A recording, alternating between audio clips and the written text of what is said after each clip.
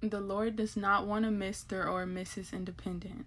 And this is why you have been experiencing trouble. Let's talk about Asa. He was an individual. He sought after the Lord. The Lord gave him rest. The Lord blessed him, right? Blessed him with all that he needed, the provision. There was peace in the land, and altogether the blessings of the Lord rested upon this man. And how was this? He did what was right inside of the sight of the Lord. He sought the Lord. Now war came, right? So he went out to war. In verses 11, chapter 14 it says, Asa cried unto the Lord his God, and said, Lord, it is nothing with thee to help, rather with many, or with them that has no power. He said, Help us, O Lord our God, for we rest in thy name. We go against the multitude, O Lord. Thou art our God. Let not men prevail against us. It says, So the Lord smote the people, the Ethiopians. Now I'm going to read a bit more scriptures because it's important that y'all perceive his story. Now the word of the Lord came unto a prophet, and this is what he said unto Asa and the people. He said, The Lord is with you while ye be with him, and if ye seek him, he will be found of you. But if ye forsake him, he will forsake you. So he was prosperous, but perceive this next part. I'm going to sum it up, but inside of chapter 16, right, it's this dude that he knows really well. And he paid him to battle for him. So to fight his battles, he gave him money so that he can do it. Now the prophet came unto him with the word. He said, Because thou hast relied on the king of Syria, and not relied on the Lord thy God, therefore is the host of the king of Syria escape out of thine hand. And he was bringing back up how the war with the Ethiopians, how they were many, and the Lord delivered him from them. So in verses 8 at the bottom, it says, Yet because thou didst rely on the Lord, he delivered them into thine hand. And he's talking about the Ethiopians. And he told him, because he has done foolishly, now will he see wars. Because remember, he used to have peace. Now there will be wars. Because he relied on men. And get this part, how he ended up dying, he had a foot disease. And look what verses 12 says. It says, Yet in his disease he sought not the Lord, but to physicians. And that's how he died. Understand, it does not matter how many years you had that breakthrough. It does not matter what the Lord restored and how he restored it. In all that you do, you are to seek the Lord. Do not forget who gave you this victory. Do not forget who helped you to overcome. And a way to not forget is acknowledging the Lord. See, sometimes people, they find themselves being like Asa. They'll think, oh, since I know this person now, instead of me crying out to the Lord, or instead of me seeking God first, I'm just going to go and seek them because I know them. This can even be a friend that the Lord brought into your life. And then you're like, oh, well, Lord, you gave me this friend so that I can vent to her. So I'm going to go to her before I go to you. And then you become dependent on men and independent of God.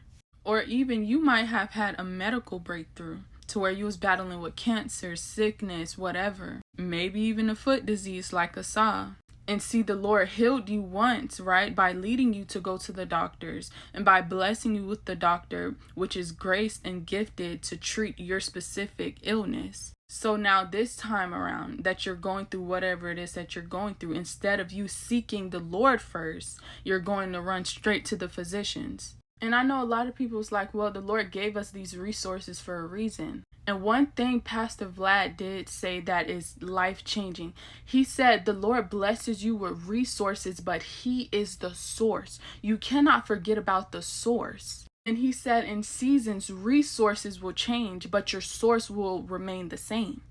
And see, this is something that we must not forget, that the Lord, he is our source.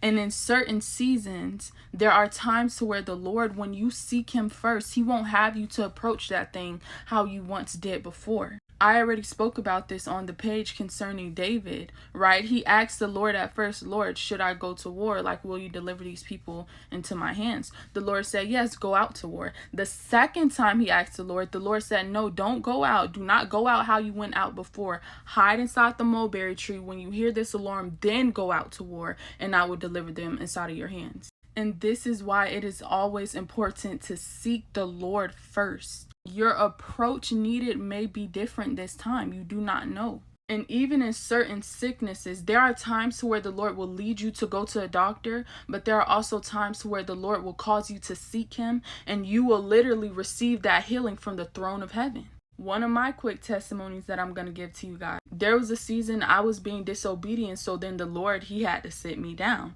So I sat down, but then with him sitting me down, I was going through these weird episodes. And it felt like brain zaps, but it was going on 24 hours throughout the day. I was seeking the Lord, and the Lord told me that he was going to heal me. I believed, of course, but again, while I'm experiencing the effects of this thing, it's causing me to be very sorrowful. And I remember telling the Lord, Lord, if this don't go away by tonight or by tomorrow morning, I'm going to the hospital. And I remember that night the Lord gave me a dream of me going to that hospital and nothing working out inside of my favor. The people were nasty. They did not care about me. There was no urgency. So my instructions was to seek the Lord and to wait on the Lord. And on that 4th to 3rd day, I was healed completely. So it's important that in all that you are doing, you are seeking the Lord first. It don't even matter if the Lord's answer is obvious. Make sure that you seek the Lord first. And how to keep this habit, start seeking the Lord on the smallest things that you do. Lord, should I eat pizza or should I eat a salad? And a lot of people may think that the Lord is saying, hey, go and eat a salad, obviously, because it's the healthier choice. But at certain times, the Lord is like, it's okay. You can go and eat a pizza. But it is important that you seek the Lord in all that you do. That's why you have been experiencing trouble, because you stop leaning unto the Lord and you start leaning unto men. You stop praising the Lord and you start praising men. You stop going to church to worship the Lord and you start going to church to worship men. Do not become independent of the Lord. The Lord does not want that. The Lord does not stand for that IND, that Miss Independent. He don't stand for that. We don't serve a God that stands for that. He wants you to depend on him. And this is why many people struggle in the areas that they do struggle in, even concerning sin. They're like, oh Lord, I'm going to do this. I'm going to stop. The Lord is like, no, I'm the one that helps you do this. As long as you lean unto me, then you will be prosperous. Do not forget about the source, child of God. And if this has been your posture, if you found yourself being independent of the Lord, go before the Lord, repent, and depend back on the Lord. Seek his response in all that you do. He is the Lord your God. Remember, it's his will that will be done upon your life. You may not know all that is included within his will, but you will have to know certain things. The Lord does reveal certain things a part of his will for your life. So seek him, child of God, and do not become independent. Again, even when you know what is right to do, still seek the Lord. He's causing you to be responsible, not independent. But I love you, child of God. You be blessed, okay? Bye.